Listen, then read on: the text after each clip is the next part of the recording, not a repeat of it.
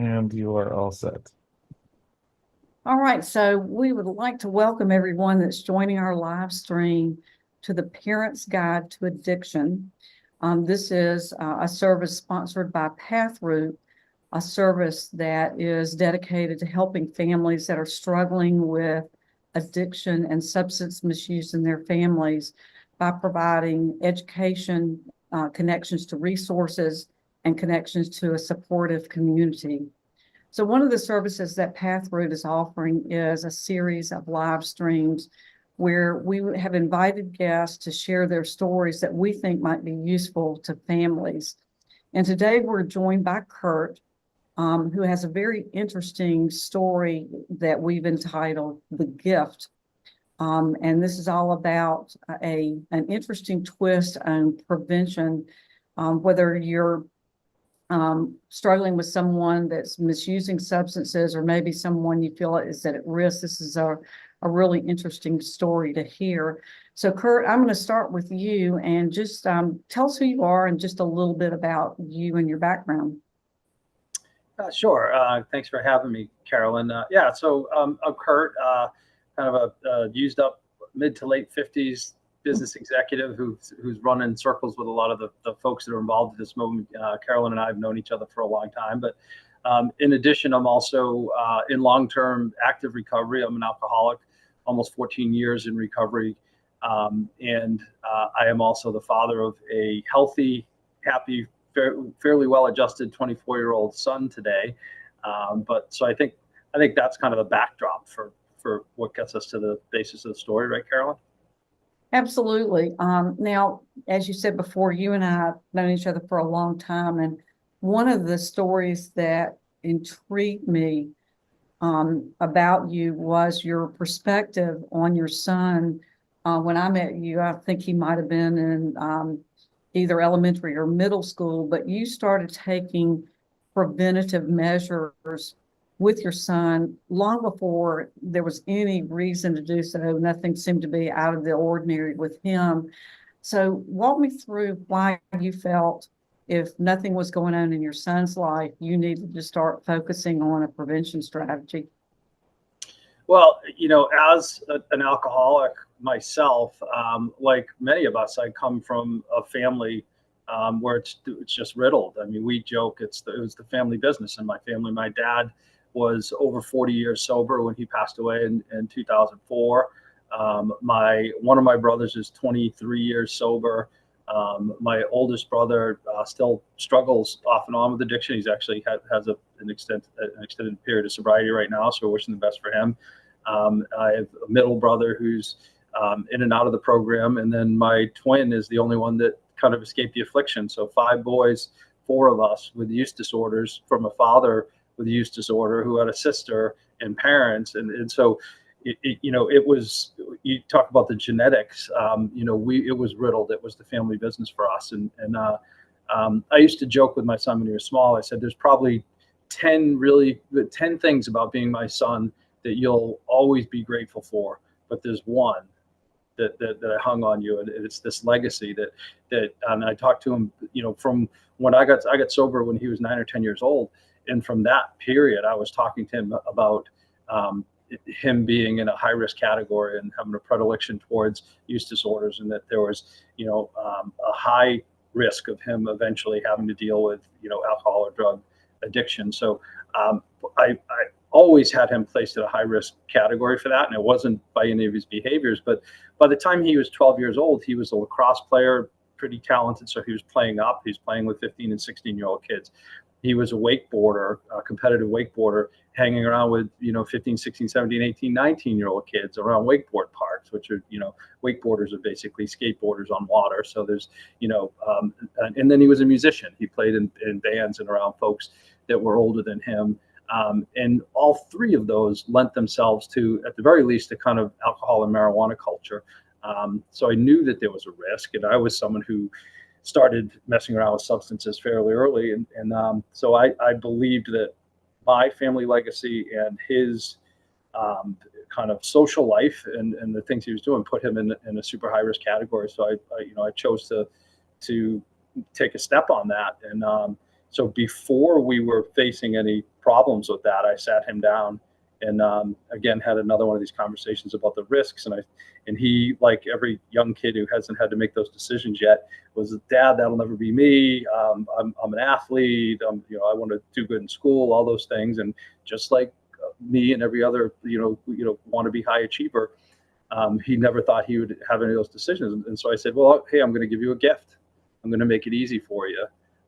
We're going to start testing you once a month, a urinalysis test that will detect marijuana and other substances, for up to a month between. And this is not punishment. It's a gift to you. It's so that when someone offers you, to use a substance, that you can look them in the eye and honestly say, I can't, because my crazy uptight father drug tests me monthly, and say no to that. I also was one of the coaches of his middle school and high school lacrosse teams, and so those kids were around me, and I made sure they knew that that's where I stood on it. That my son Todd was not in a position to screw around with them, because he would get caught. And that, and so we did that all through high school, but it didn't stop until he went off to college. And I guess the acute result of that was that we had a kid who, probably screwed around, and I know for a fact had drank here and there with his friends and all that, but we kept him away from substances by being that uptight parent on prevention. Yeah, so you quoted a couple of things that I think we ought to make sure we don't let pass before we continue our conversation. So you talked about your significant history with addiction in your own family, and statistics would bear out that 1 in 10 individuals that become addicts started using before they were 18 years old. So that definitely increases the risk. And if a primary family member is struggling with addiction genetically, that individual has a 1 in 6 chance of struggling with the disease themselves. And then beyond that, you said you were able to keep him away from substances all the way through high school. So I think what you're alluding to is that the young person's brain is not fully formed and developed until they're almost 26 years old. So the longer they wait before they start using substances, the more their brain has had an opportunity to develop, making it much more resistant to being rewired when the substances are present. Walk me through what it would look like today. You're talking about some things that are a little more benign, people using marijuana in the wakeboard community, perhaps. I'm glad. Sorry to cut you off, but you bring up such a really good point that even 12 years ago, what I was concerned about is my son increasing his odds. And literature is all over the place, but there's some literature that says by waiting till you're after 18 to start using substances, you have a 6 times lower likelihood of ending up with a use disorder. So I was playing the numbers game, but my greatest fear was that he would become an addict or an alcoholic like me. Today, the game has completely changed. I mean, with fentanyl and with on the heels of the opioid crisis, and with still the remnants of the crystal meth generation around, and just all this potential for deadly experiences with opioids. I think what has happened since 12 years ago has played out that not only was it a good idea what I did with my son, but I almost feel like it would have been negligent not to, with the way the world is today. It's interesting that almost every parent that I've talked to, when they make the decision to drug test their child, and certainly I did the same thing with mine, it's almost always done or framed in a punitive way. I don't trust you, therefore. Talk to me about how your framing was different with Todd and why it made an impact. Well, I just didn't believe in waiting until something happened, because I was so worried that by then it would be too late. And I was so tied to if we can just not have that first instance early on, that we'd have better odds. But just as a business leader, I know what I'm always trying to do as leading people is to get them to align with my why and my how, get them to do things because they, want to and need to, not because they have to. And so what I felt like is that if I waited and this became the stick, then every time I drug tested him, it was me telling him I didn't trust him. And by getting out in front of it, I was able to say, hey, I'm going to do this because I love you. And I would give you a tool so that these things that are going to come up that today you're telling me you don't want to do because you want to be an athlete, you want to go to college, you want to be successful. I'm going to give you a tool to prevent you from having to do that. So it was never seen as punitive to him.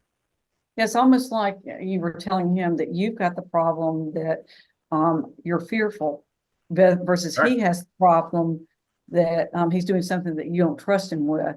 And I think Exactly. that may be an interesting way to flip the conversation where it's positive and not negative. So I know you've talked to Todd as a grown-up. He's now graduated from college. He's probably still wakeboarding, but that he's not making a career out of it. Right, exactly. Like you thought he might. Exactly. But His hobbies are his hobbies now. yeah, well, I know you've had a chance as an adult to talk over what you did when he was growing up. What's his perspective on all of it as a grown-up now that he can look back? Well, it's funny, fairly recently. So we go to the Bonnaroo Music and Arts Festival every year, and I've taken him there since he was, an early teenager. And I've been sober. Since we started going, whatever it was, 12, 13 years ago. I've been in sobriety that whole way. So I mean, I run recovery meetings at this music festival with 80,000 hippies running around and tons of substance use and abuse going on there. That's part of that whole music festival scene. And so this past year, it was he and three of his friends and myself in an RV up there, and we'd be sitting around in the morning, talking. And there was, just the discussions about, marijuana use and this and that, and with his, his friends sitting around. And he just like offhand, he says, well, I didn't smoke. I never smoked pot until I got to college. And one of the kids was like, well, why was that? And he's like, oh, I got drug tested from 8th grade all the way through high school, so I couldn't. And the deal was, by the way, I didn't mention this, is if he decided he wanted to smoke pot or use other drugs, that was fine.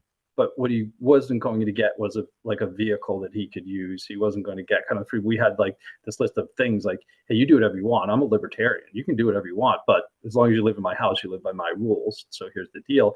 And he's like, I knew I couldn't have a car and I couldn't do this, I couldn't do that. So I didn't even try marijuana until I got to college. And it's just like it's in his history. Like he speaks about it just like that's the way it was. It was a fact. There's no resentment. He doesn't feel like he missed out on anything. He doesn't necessarily believe the impact is as great as I would. Like he's 24 and bulletproof, so I'm sure he thinks he would have been fine if he smoked a little weed in high school. But I'm a lot more fine knowing he didn't. So does he feel he would have done so had you not stepped in and absolutely, absolutely, there's no doubt in that. He talked about people that he drove to school with on a regular basis who were like daily pot smokers, sophomores, juniors in high school, that it was rampant in the crowd that he worked at. He probably would have been a regular, close to daily user of at least marijuana. And there was, in his generation, it was kind of the Xanax bar thing was around. So it was the taking prescription pills from the parents and the subdivision. So all that stuff was all around him. And he did none of it because we tested him for a full screen. So it was opiates, methamphetamine, cocaine, all the different metabolites from the illegal substances. So what was your testing procedure that you could kind of feel comfortable that he wasn't trying to game the test? How did you make sure that it was a legitimate test for him? Well, he never knew when it was going to happen. He would just be in the living room, and all of a sudden I'd be like, here's a cup. And he'd walk into that bathroom that was off the great room. And so it wasn't like he could plan it. It wasn't a certain date. The only time he had a general idea of when it was going to happen is if it got to the end of the month. Because we also believed that if we didn't stay regimented about it, then it would turn into him thinking like, all right, maybe this won't be the month. So we tested him every month. We never let a calendar month go by. And so for people listening on the call that feel like, or maybe don't understand the ease of which you can obtain a test, the expense of doing it, and just how that works. A lot of people think, well, you've got to go to any lab test and go get tested. No. So walk parents through, if they wanted to do it, how would they go acquire the tests? What are the best type of tests to use? And then, again, just one more comment on making sure that they don't game the system. So like in our case, this was prophylactically. So we thought urinalysis was plenty and we did the research, but literally you go to Amazon and there are test strips. They're basically like pH paper test strips that, ours averaged out to about $5 a test. And because it was the whole kind of spectrum of substances. There's others that I'm sure you can get it cheaper a little bit if all you want to do is marijuana and alcohol or, something like that. Alcohol's, it doesn't stay in your system. So even like cocaine is difficult. It's not in your system. But prophylactically, we thought urinalysis was enough. We thought that he would bang for something that was fat soluble. Marijuana stays in your system for about 27 days on a urinalysis test because it is fat soluble. Some of the other water soluble drugs don't stay as long. But we felt comfortable with that. But if he would have popped, the deal was then we were going to go to hair follicle testing, which is far more expensive. So we just prepared that for that. As long as you stay, this is our regimen. And he knew, and like there was no getting black market urine or being ready for the test because it was never planned. It was very random. So walk us through the difference in what a hair follicle test will do for you versus a urinalysis. So urinalysis is basically looking for metabolites of any of those substances in your urine. So if something's water soluble, like cocaine, for instance, it will stick around in your system, in your urine for anywhere from like 2 to 5 or 6 days, depending on who you talk to. But marijuana, because it's fat soluble, will appear in your urine up to 27 days, especially if you're a chronic user. It'll stay in there even longer. So that's the kind of the rationale on the urinalysis. Now, a hair follicle test, that's basically, it goes back to, it's almost like the rings of a tree. You pull a hair follicle out and metabolites of all these different substances can show up to a year. So like if he had popped from marijuana, I'm going to pull a hair follicle test and find out if he's doing any other substances. That was the plan. We, thank God, never got to that point. And that would have been relatively definitive. What's interesting about this conversation is that I think through so many parents that will say, well, gosh darn, this doesn't apply to me. It's kind of what I call the ostrich effect. I'm going to stick my head in the sand. And, and they're always asking themselves, well, why should I prevent a disease that my child doesn't yet have? So why do you think parents kind of go in that direction? What's kind of motivating them to be an ostrich versus proactive? Yeah, it's like a lot of things. We don't, we don't like to do uncomfortable work. We don't like to think about uncomfortable things. So we just, kind of, whistling past the graveyard that everything's going to be okay is the easiest thing to do. Plus, we all think our child is different, and then like it's amazing to me because I'm 56 years old. And, when I went through high school, it was stuff was everywhere. I went through school in the high school in the 80s, and you could get just about anything if you knew the right people. So like, it's not like, my parents' generation where like my parents both said that neither of them had ever seen people using marijuana, because they were born in the 30s. But nowadays, parents today grew up at a time where it was everywhere. And so if you think because you're in some wealthy suburb in North Georgia that it's not there.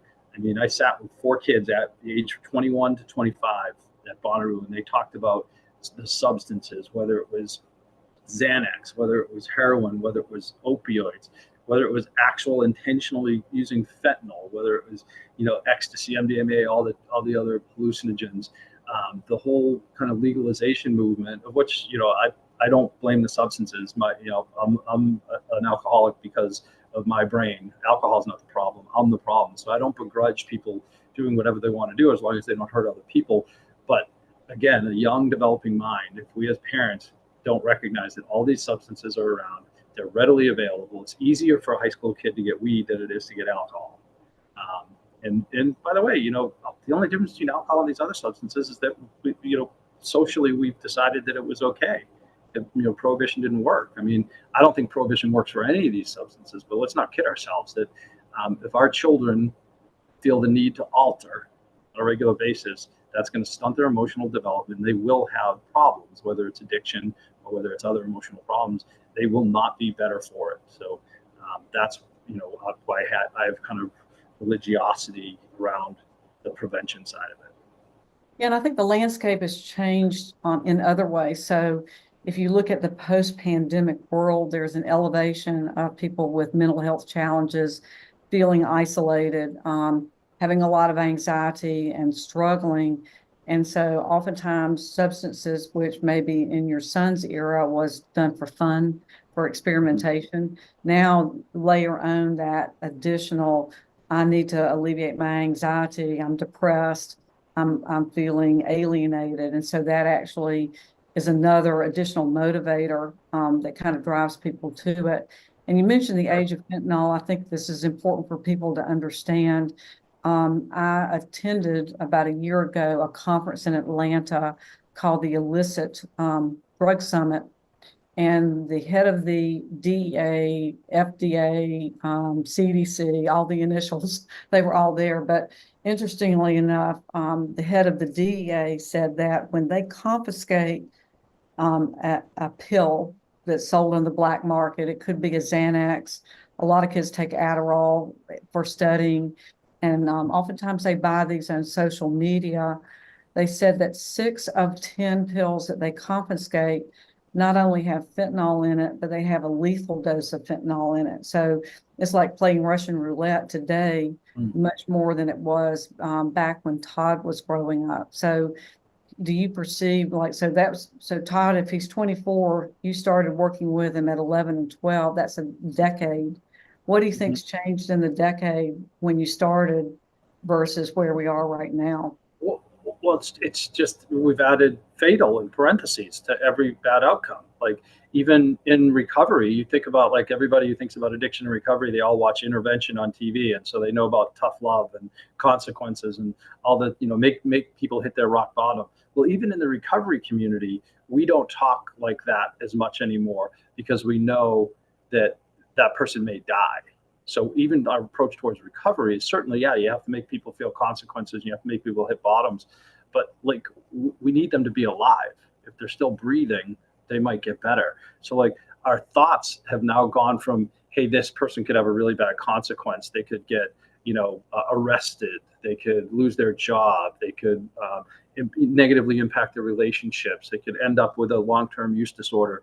To now everything has fatal in parentheses after it. And Exactly. that completely changes the game. Over 100,000 people a year that are losing their lives. So some of the people on this call likely have adolescents or young adults that are already using or maybe already addicted. Do you think a gift, the prevention strategies that you use, would work for someone, a family that's already got an active user in the family? And if so, how would you frame it based on how kind of your knowledge of what you did with Todd? 100%. I think it's different. I think that my approach, I was fortunate in being proactive because it never seemed punitive. I think with someone who's actually has a use disorder or is abusing drugs at some level, drugs or alcohol at some level, certainly the approach is different. It's still a gift. I'm giving this to you because you've shown me that you're making poor decisions today. So I'm going to take that, out of play for you. Now, the key is you have to have leverage. There has to be something there. If you fail this test, what happens? If you continue to use, what happens? And that's what we have to stick to our, air quotes, bottom lines. That if you say, hey, I would be a negligent parent if I allowed you to continue to drive a vehicle that I've paid for and insured and all that, knowing that you're using drugs and alcohol. Well, that's easy. But you pop on a test, you don't get to drive. You do not get to drive a car in this family. Or the other thing we have is that we set bottom lines on they live in our house and we're raising them. Well, if you're going to live in this house, these are the conditions, and we have to decide what they are. I think too often parents, they're at the cocktail parties with their friends and they've got friends that smoke a little weed and what's the big deal? And they think that their 14, 15-year-old is just mirroring that behavior. Well, they are, but it's different. Those aren't developed, evolved brains. That allowing your kid to do the things that you do as an adult is negligent. Yeah, and also statistics will tell you that 90% of people that have been diagnosed with addiction are living either with a partner or they're living at home. They're living in a family situation. Yeah, so you have leverage. Yeah. So you do have leverage. And I think that's one of the most difficult things we see is the ability to hold boundaries, because addicts are very good at manipulating you to make sure, Right. like, I really need this car because I have this job, or I really need this money because, because I have to go buy food or whatever it is. Yep. What is one final piece of advice that you would give parents when they think about implementing your strategy, the gift? What would you tell them? Well, I think that strategy, that gift, was surrounded by a lot of open and honest conversations. So I was fortunate. I worked from home most of my career. I'm really busy, but I work 80-hour weeks. But when I was home, and I used to take the opportunity to drive Todd to school. Every day that I was home, and that period of time from when we left the house till he got out of the car at the drop-off line at school, from when he was in elementary school through middle school, our deal was that was cone of silence, that he could ask me anything in the car on that ride, and he could tell me anything in the car on that ride. And if it wasn't a threat to his health or safety, I wouldn't even tell his mother. And she knew about it, and that was the deal. And he would ask me some of the most outlandish stuff. But so from a young age, we were talking about sex, we were talking about drugs, we were talking about alcohol. I've been pretty transparent, especially after the first few years of sobriety myself, as I felt that I had was in a position of privilege, to use your vernacular, to be able to help others that are struggling and show people that there's a better way to get through.